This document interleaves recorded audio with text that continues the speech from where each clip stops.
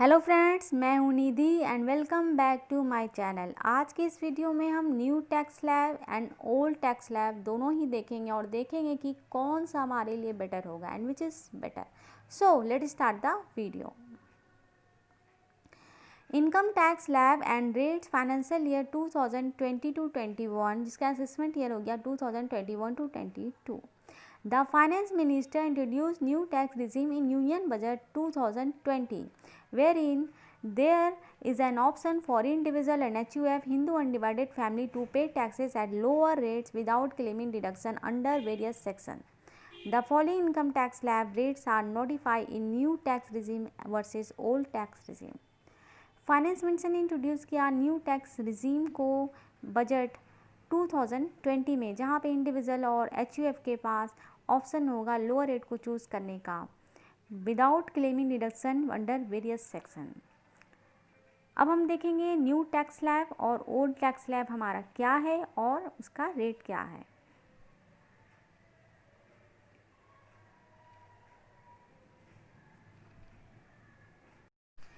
Income tax slab, तो यदि आपका इनकम 2.5 लाख तक है तब आपका न्यू टैक्स स्लैब हो या ओल्ड टैक्स स्लैब हो, दोनों में आपको कोई टैक्स नहीं देना पड़ेगा। 2.5 लाख टू 5 लाख तक आपको 5% का टैक्स रेट देना पड़ेगा, न्यू टैक्स स्लैब हो या ओल्ड टैक्स स्लैब हो।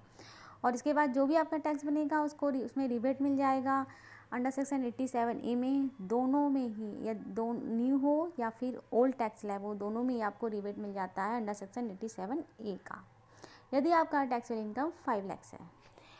5 लाख टू 7.5 लाख तक आपको 10% का टैक्स रेट देना पड़ेगा न्यू टैक्स स्लैब में, एंड ओल्ड टैक्स स्लैब में आपको 20% का टैक्स रेट देना पड़ेगा। और यदि आपका इनकम 7.5 लाख टू 10 लाख है तब आपको न्यू टैक्स स्लैब में 15% का टैक्स रेट देना पड़ेगा, जबकि ओल्ड टैक्स स्लैब में आपको 20% का टैक्स रेट देना पड़ेगा। 10 लाख टू 12.5 लाख तक आपको 20% का टैक्स रेट देना पड़ेगा न्यू टैक्स स्लैब में, जबकि ओल्ड टैक्स स्लैब में आपको 30% का टैक्स रेट देना पड़ेगा। 12.5 लाख टू 15 लाख तक आपको 25% का टैक्स रेट देना पड़ेगा न्यू टैक्स स्लैब में, और ओल्ड टैक्स स्लैब में आपको 30% का टैक्स रेट देना पड़ेगा। अबव 15 लाख यदि आपका इनकम है तब आपको न्यू टैक्स स्लैब में 30% का टैक्स रेट देना पड़ेगा, ओल्ड टैक्स स्लैब में भी आपको 30% का टैक्स देना पड़ेगा। Under old tax regime the basic income there's hold exempt from tax for senior citizen age 60 to 80 years. यदि आपका एज 60 ईयर्स है या उससे ज़्यादा है बट बिलो 80 ईयर्स है, यानी कि आप सीनियर सिटीजन है, तब आपको 3 लाख का एग्जम्प्ट होगा। और यदि आपका एज बिलो 60 ईयर्स है तब आपका 2.5 लाख एग्जाम्प्ट है। और यदि आप सुपर सीनियर सिटीजन है, यानी कि आपका एज अबव 80 ईयर्स है, तब आपका 5 लाख तक आपका इनकम एग्जाम्प्ट हो जाएगा। Tax rebate under section 87A, यदि आपका इनकम टैक्सेबल इनकम 5 लाख है तब आपको रिबेट मिल जाता है अप टू 12,500 का। हेल्थ एंड एजुकेशन से आपको 4% लगेगा। ये किस पे लगेगा? Tax plus surcharge. और सरचार्ज आपको कब लगेगा? अप टू 50 लाख यदि आपका इनकम है तब आपको कोई सरचार्ज नहीं देना पड़ेगा। और यदि आपका इनकम 50 लाख टू 1 करोड़ तक है तब आपको 10% का सरचार्ज लगेगा। और यदि आपका इनकम 1 करोड़ टू 2 करोड़ तक है तब आपको 15% का सरचार्ज देना पड़ेगा। Taxpayer opting for new tax regime are still eligible to claim deduction under section 80 CCD2 employers contribution in notified pension scheme and 80 JJAA for new employment। यदि आप न्यू टैक्स रिजीम को चूज़ करते हैं तब आप इस डिडक्शन के लिए क्लेम कर सकते हैं। कंसिडर एन एग्जाम्पल, एक पर्सन है जिसका एज है 48 ईयर्स, उसका टोटल इनकम है 14 लाख और उसने 80C में इन्वेस्ट किया है 1,50,000 और HR है उसका 1 लाख। तो देखते हैं इसका न्यू और ओल्ड टैक्स स्लैब दोनों ही तरह से कैलकुलेशन को निकालते हैं। हमारा है ग्रॉस टोटल इनकम 14 लाख है न्यू में भी एंड ओल्ड में भी, लेकिन न्यू में हम किसी भी चीज़ का डिडक्शन या एग्जम्पशन क्लेम नहीं कर सकते हैं, जबकि ओल्ड में हमें सैलरी पर्सन है, स्टैंडर्ड डिडक्शन मिल जाएगा 50,000 रुपीज़ का। 80C में इसने इन्वेस्ट किया है 1,50,000 रुपीज़ का। HRA क्लेम कर सकते हैं ओल्ड टैक्स स्लैब में 1,00,000 रुपीज़ है इसका, तो वहाँ क्लेम यानी कि इसको 3,00,000 का ये डिडक्शन क्लेम कर सकते हैं। ओल्ड टैक्स स्लैब में 1,50,000 हमारा 80C में हो गया, स्टैंडर्ड डिडक्शन 50,000 हो गया, यानी कि टोटल 2 लाख हो गया, प्लस 1 लाख HRA हो गया, यानी टोटल 3 लाख हो गया। 14 lakh minus 3 lakh total taxable income हो गया ओल्ड टैक्स स्लैब में 11 लाख, जबकि न्यू टैक्स स्लैब में हमारा 14 लाख ही होगा, क्योंकि हम यहाँ पे कोई डिडक्शन क्लेम नहीं कर सकते हैं। तो अब देखते हैं इनका टैक्स कैसे निकालेंगे। न्यू टैक्स स्लैब में हमारा टैक्सेबल इनकम है 14 lakh and old tax slab में हमारा टैक्सेबल इनकम है 11 लाख। तो सबसे पहले 2.5 लाख तक हमारा कोई टैक्स नहीं लगेगा, न्यू हो या ओल्ड हो। 2.5 लाख टू 5 लाख तक हमें न्यू ओल्ड दोनों में ही 5% का टैक्स रेट है, तो हमारा दोनों में आ जाएगा 12,500। एंड 5 लाख टू 7.5 लाख तक हमें न्यू में लगेगा 10% और ओल्ड में लगेगा 20% का रेट, तो हमारा आ जाएगा 25,000 टैक्स न्यू में एंड ओल्ड में आ जाएगा 2.5 लाख का 20% 50,000 रुपीज़।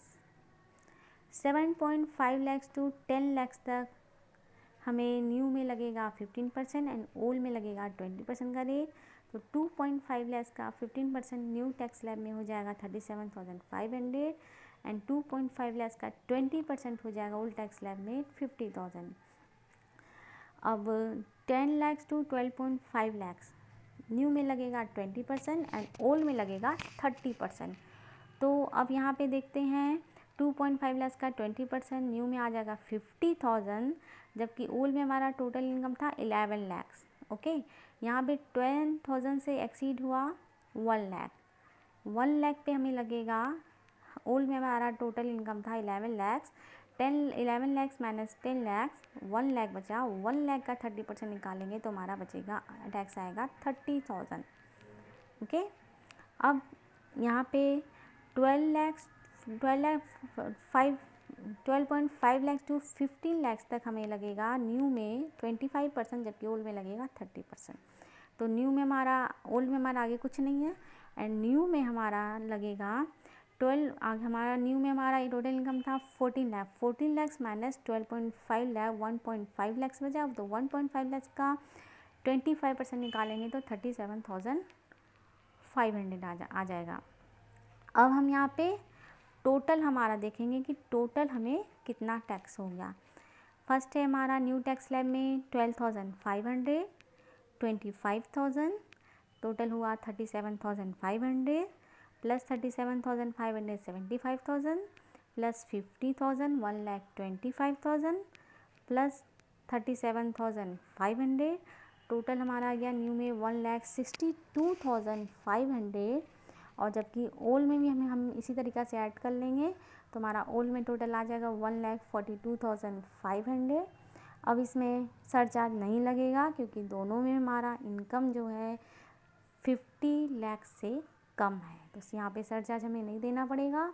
हेल्थ एंड एजुकेशन से हमें 4% देना पड़ेगा, तो 1,62,500 का 4% निकाल लेंगे, 6,500 आएगा एंड 1,42,500 का निकाल लेंगे 4%, तो 5,700 आएगा। दोनों को ऐड कर लेंगे, 1,62,500 प्लस 6,500, टोटल टैक्स पेबल हमारा आ जाएगा न्यू टैक्स स्लैब में 1,69,000 एंड ओल्ड टैक्स स्लैब में हमारा आ जाएगा टोटल टैक्स पेबल 1,42,500 प्लस 5,700 1,48,200।